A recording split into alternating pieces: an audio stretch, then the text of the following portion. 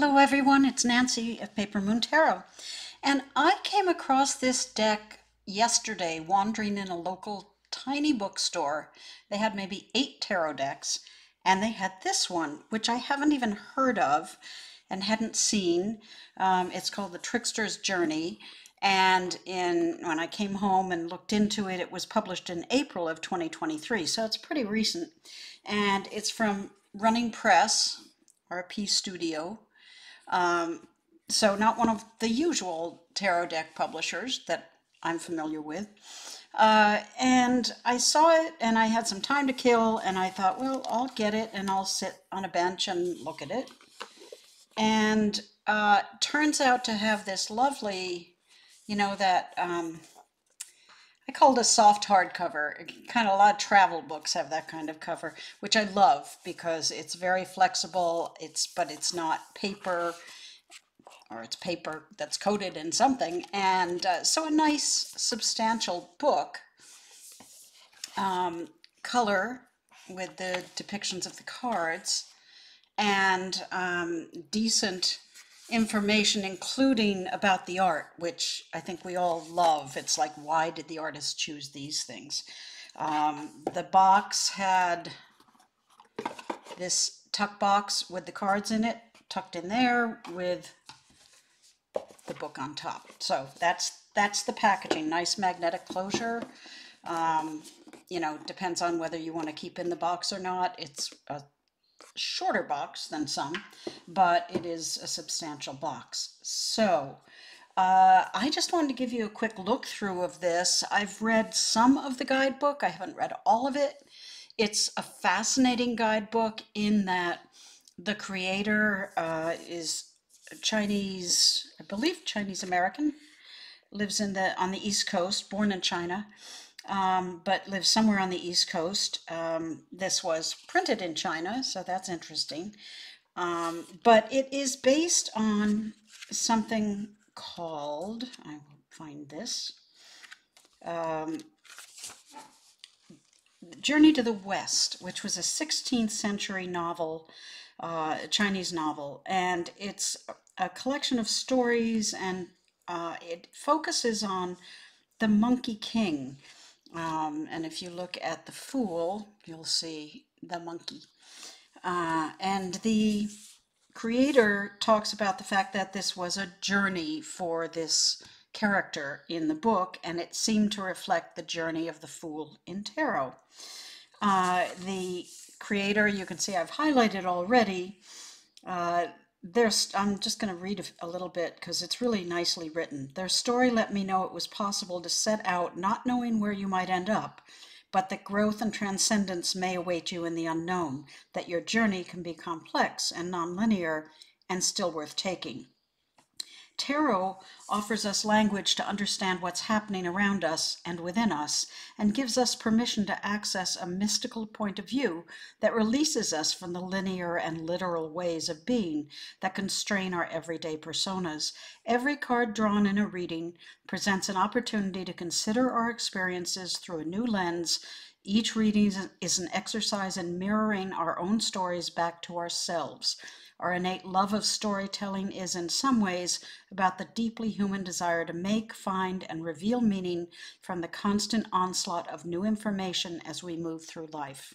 And one of the reasons I love that is that's the way I see tarot. It's a mirror, it's a reflection of life, and it helps you see it in context and away from all the noise, away from whatever your everyday life may be. So that what is part of it. It talks about the deck, how it relates to the story, the 16th century story, and also about how it was first created, which was using, and I define this, a risograph, which she describes as a combination between a Xerox machine and a screen printing. So she originally printed the majors herself that way and says she would never do it again. but anyway, so here's the mass-produced one. And you've got something on Monkey, on the character, that's the main character, using the deck, some spreads. and interpretation. Then it goes right into the major arcana. And you're beginning to see the artwork. It's just beautiful.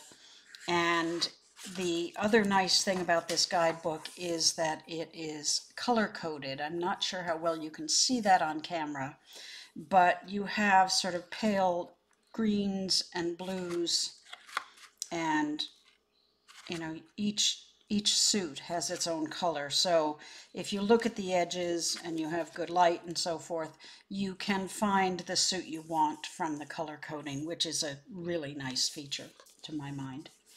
So the only other thing about the guidebook is that it talks about the monkey who was the Monkey King in the original story, but the creator calls the monkey they, not wanting the monkey to be gendered, which is kind of cool. So you can be the monkey, whoever you are. So now I just kind of like to flip through it and just enjoy the art.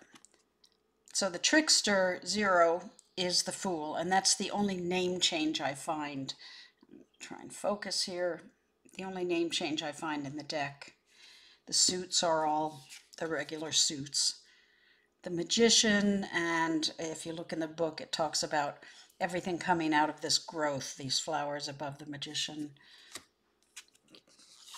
And so when you look at about the art in the guidebook, you get a lot of information about who this is in that book, in Chinese mythology, whatever.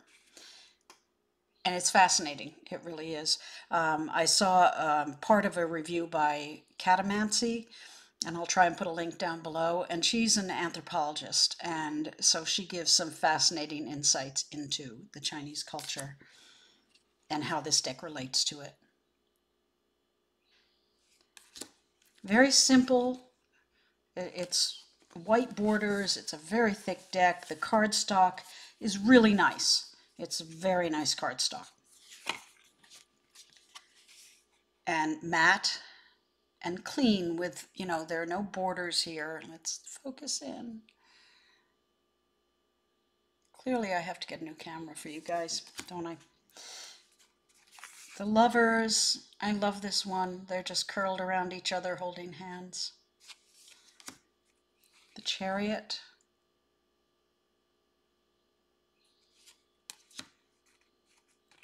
Strength. What I love about this is the tiger seems to be licking the person's face as if it's okay, I'm with you, but we have to work together on this. The Hermit. Just beautiful, simple watercolors. The Wheel, if you get up close to this one and study it, there's a lot of stuff going on. There's animals. She talks about Buddhism and its relationship to the story and the deck, and that it started in India, so I'm assuming this is like an Indian elephant. But there's all kinds of people and creatures and so forth happening in this wheel. Justice. The Hanged One, which is the monkey.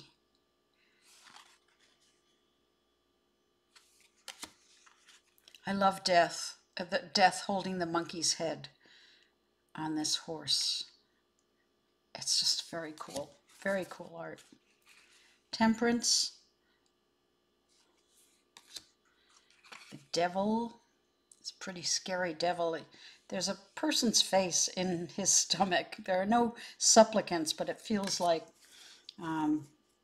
he's got someone captured within him. The Tower is unusual. No lightning strikes or people falling, but it seems to be sort of dissolving, crumbling. Star is on a white deer. Do that better that way. The Moon has a hare leaping down here. The Sun.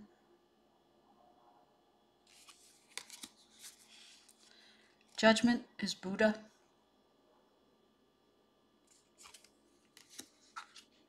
And the World is the monkey, complete. Then we get into the suits, and each one seems to have like, Cups has amphibious creatures and so on, so we'll look at that, but it's adorable Ace of Cups.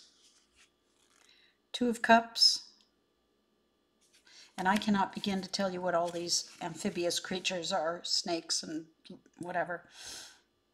Three of Cups. It's pippish.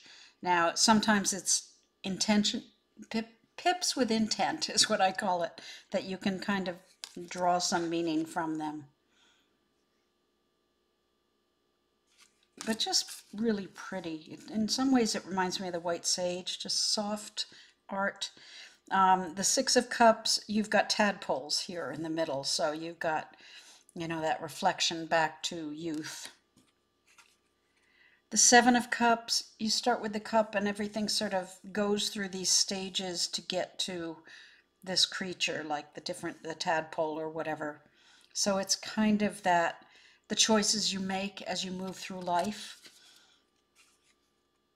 The Eight of Cups. The Nine of Cups, shedding its skin, coming into its own. And the Ten of Cups, a tortoise. Page of Cups. The knights are all riding on a creature that's associated with the suit. So in this case, a tortoise or a turtle or whatever. I told you I wasn't good with that. The kings and queens all kind of go together, which I love. I love it when the king and queen seem to have some relationship because they're a unit. And in this case, I think they're turtles. They've got turtles' heads. And so everything's kind of green for the cups. The coins are interesting because you've got more like lizards. Instead of amphibious creatures, you've got creatures that move along the ground. So there's the Ace of Coins. Two of Coins, a two-headed lizard. The Three of Coins is fascinating. It's a kind of lizard that you find in the southwest of America, and all of them are female. There are no males. They use parthenogenesis to duplicate themselves, reproduce. I can't talk.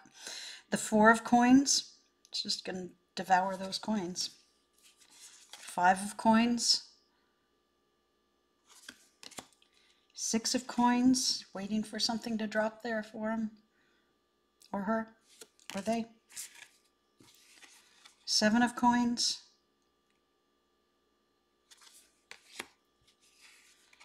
The Eight of Coins. Again, there's like a lizard kind of going on a path here. See it up there. The Nine of Coins. The Ten of Coins, surrounded by all the wealth. I love the Page of Coins. I love the boots on the Page of Coins. It's an alligator, guys. Another lizardy. Actually, an alligator is more of a water creature, at least sometimes, right? Anyway, Page of Coins, Knight of Coins. The knights are all, as I said, riding on a creature. So he's on a giant lizard. The Queen of Coins. And again, the king and queen are beautiful together. They're perfect together. The wands are birds, and you might expect birds to be air. But the reason for that is once we get to the end, you'll find that the queen and the king are phoenixes. So that's where it ends up with these birds. Two of Wands, Three of Wands, Four of Wands. Like I say, some cards are more pippish than others. You know, the Five of Wands has these crossed wands, which is typical. But I'm also seeing, when I looked at this bird, it's like it's flying up into the air. And just yesterday I was watching eagles kind of in our area end up in a tree and birds just taking off everywhere because they were attacking their nests. So That's what it reminded me of. The peacock for the Six of Wands. The Seven of Wands, the protection of the shell. The Eight of Wands flying off in two different directions. So there's our action of the Eight of Wands. Isn't it pretty art though? I just love the art here. The Nine of Wands. The Ten of Wands doesn't make total sense to me, because to me the Ten of Wands, you're burdened but you're reaching the end of your journey, and this is more entrapped and not moving forward. So I don't know, but every creator has their own perspective, which is what's so fun. The Page of Wands. The Knight of Wands flying on a bird. Queen of Wands, here's our one phoenix. And the King of Wands. Swords are cats. They're based on the white tiger, but they kind of have all kinds of felines. Ace of Swords. 2. The Three of Swords is a little disturbing. If you love cats, that one's being abused.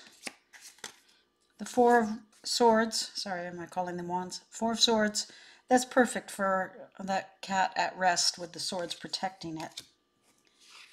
The Five of Swords. I don't know why the swords are pink. That seems like such a soft color to me. And I think of the swords as rather sharp, but that's okay. There is some color coding to the suits, and that's helpful. Remember the cat in the ace had the sword in its eye, and here you've got this eye looking at you. Kind of interesting on the Seven of Swords. Eight of Swords, again, and pip with intentions. That totally looks like the Eight of Swords. I'm intrigued by the fact that the Eight of Swords and the Ten of Swords seem almost reversed to me. It's more like a nightmare to have a panther attack you, and more like the end of things with all the swords in your back. But they both work. 9 and 10. Page of Swords. And here we begin to see the white tiger, which is the real animal for this suit. And there's our knight on the tiger, and the queen and the king not looking at each other at all. And that's it. So thank you for watching, and I'll put some information below about the deck and another review of it. And you guys take care. I love this deck. I hope you do too. Bye.